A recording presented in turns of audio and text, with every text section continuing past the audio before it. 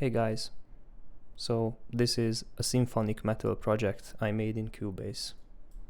I'd like to show you what I did and just have a conversation about music or mixing or whatever really, just to take my mind off something else. So thank you for being here and let's dive right into it.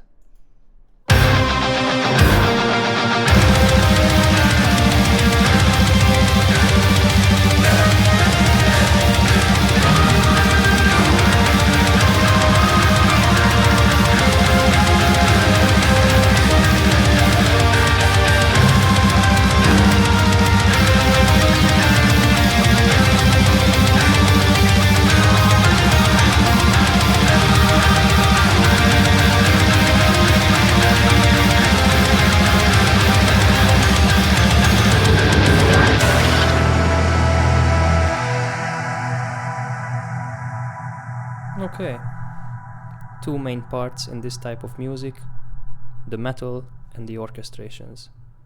So let's mute the metal for a moment and hear what's going on underneath.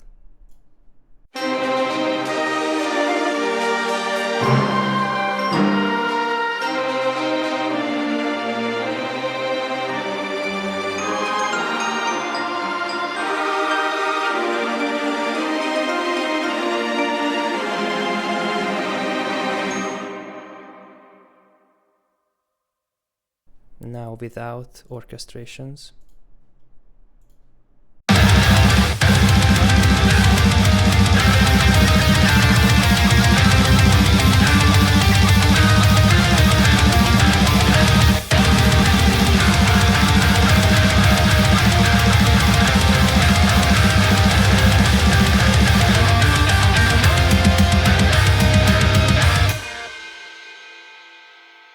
The drums are programmed, the bass guitar, rhythm guitars and melody guitars, so electric guitars are real and I play it myself and record it at home. About the programmed drums, I never use groove packs, I punch in every hit one by one. And this is how that sounds by itself, just the drums. Kick, snare, snare sample, toms, overhead, and the room mics.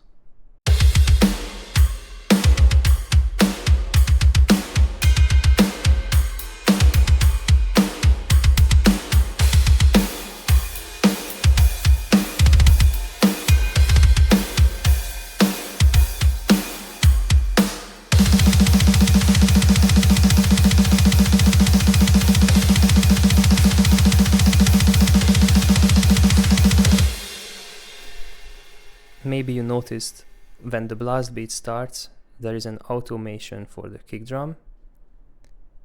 And that's what I was showing here. It is turned on to roll off any low-end build-up and give it some more presence. But this is done by ear, so I was listening over and over and trying to make it better. The snare also has something similar going on. As you can see, it's on right here, reducing the body, giving it some ghostly snap or presence up there, because it was getting buried. Because remember, during blast beats we are not having rim shot but center shots, and that sounds very different, so that's why I did the EQ there. Okay, those are the drums. Oops, it's saving.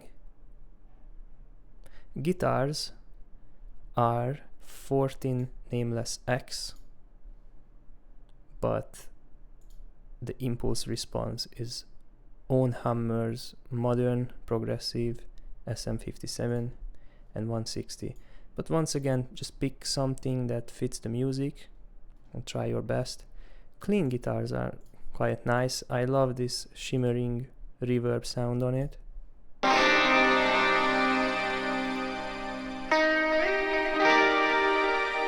This baby right here.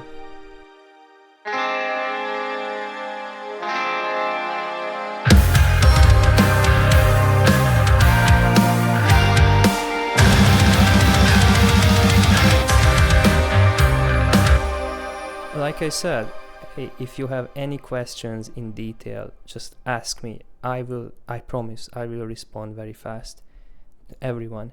So After this, I'm just gonna show you parts, click stuff in, click stuff off, and just enjoy the sounds, and that's all. So let's go.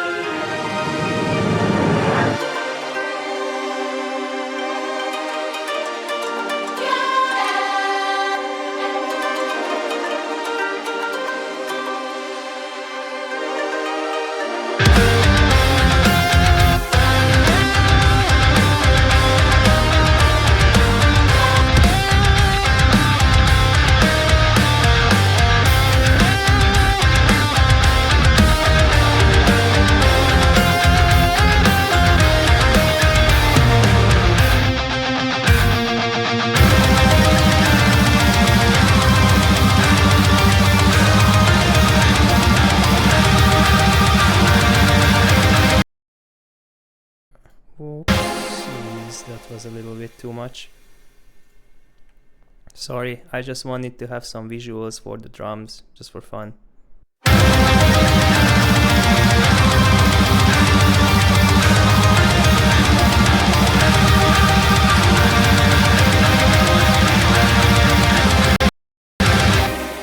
Interesting, for some reason it really messed with it.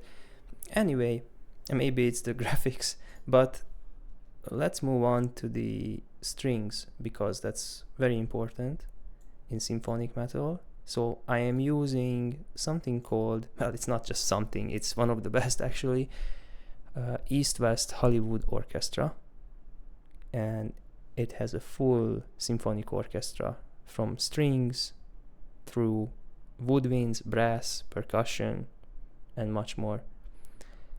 It's very nice. I'm not even gonna talk about it. It's top tier stuff. It sounds something like this.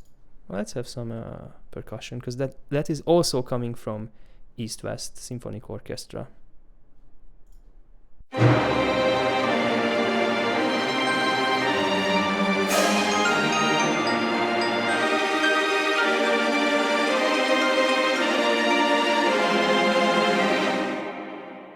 This is not very professionally done. You see the cellos are playing many lines all at once. It's really, if you want it to be very realistic, you're only supposed to draw one line. If you want two, then you have to use divisions. Division A would play this and whatever, and division B would play that, so that half cello players plays this and half the cello players play that, because they can only play one note at a time. Well, unless a double stop, but you get the idea. But honestly, I didn't care here. It sounded okay, so yeah, I don't know. This is pretty much it. Let's hear some more, and then I'll stop the video.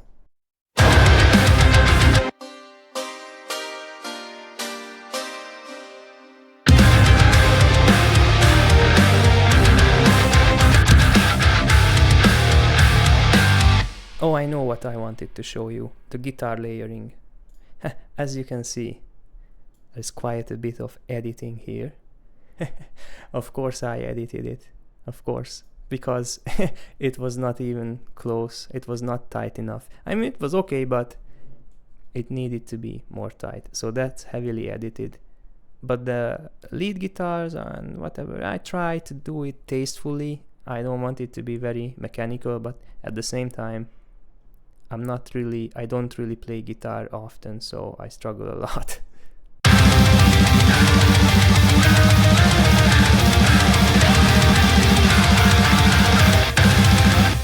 So So here is how the layering goes here. Two, a double tracked rhythm is playing power chords.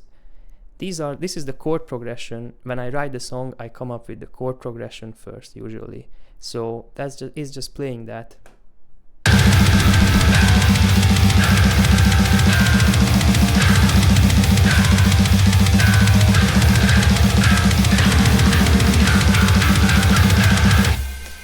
It's pretty quiet compared to everything else because here is an automation to reduce the volume by 3 decibels. And also all of these guitars are routed into a bus and it has a limiter, so I try to control everything. When I do the mastering, I don't want peaks and I don't want stuff to jump around, but at the same time I'm just improvising and trying to figure it out myself. So the second layer is the heavily edited rhythm.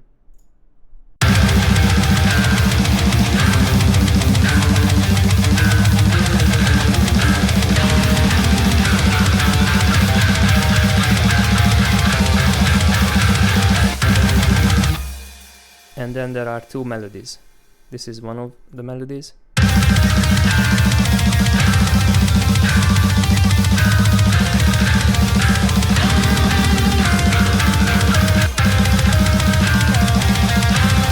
Oh, you know what would be cool? Just to hear the guitars harmonize. So I'll just mute these. Let's hear.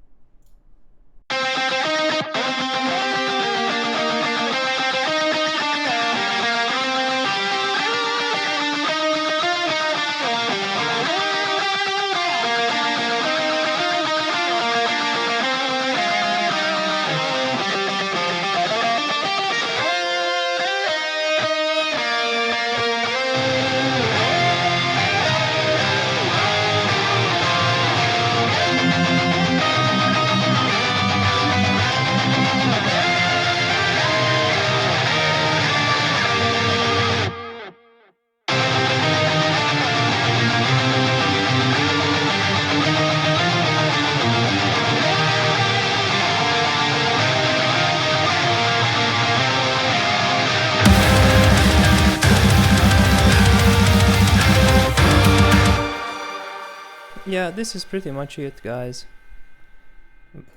It's one sound from the modern metal songwriter here, Asylum Reverse. Just for some transitions. And if you're interested in the song, you find it on my channel with the video. The video I make with AI. Should I talk about how I make the videos too? Sure, why not? Let me just start it up for you guys. If possible. Ooh, but this is a lot of stuff all at once. Maybe this was a mistake. So what I do is sometimes I draw a keyframe and I ask AIs to fill it in and color it. But most of them are generated just by Bing. And then after I have the image I want, listen, for example here, this one is a drawing, you see? And from this drawing the AI made the colored version, this one.